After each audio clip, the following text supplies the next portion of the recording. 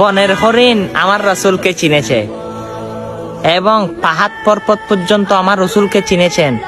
যখন আমার রসুলকে মক্কা থেকে মদিনায় হিজরতের সময় আবু জাহেল তাড়া করতে লাগলো, তখন আমার রসুল জাবারে সুরে পাহাড়ের মধ্যে উঠতে লাগলো। সেই পাহাড় কালো হয়ে যায় এবং সেই পাহাড়ের একটি গুহায় আমার রসুল রেস্ট করে, বিশ্রাম করে। তখন সেই পাহাড়ের মধ্যে কবুতর এবং লতাপাতা আমার রসুলের মহব্বতে যেন আবু জাহেল দেখতে না পারে, সেখানে কবুতরের ডিম নিয়ে বসেছিল। সুবহানাল্লাহ। অবশ্যই আমার রসুলকে সবকিছু চিনে, কিন্তু আমরা সেই নবীর উম্মত হয়ে সেই নবীকে চিনতে পারি নাই। কারণ হে নবীর সুন্নত কোথায়, সেই নবীর লেবাস কোথায়, সেই নবীর কথাবার্তিগুলো আমরা কারা মান্য করতেছি।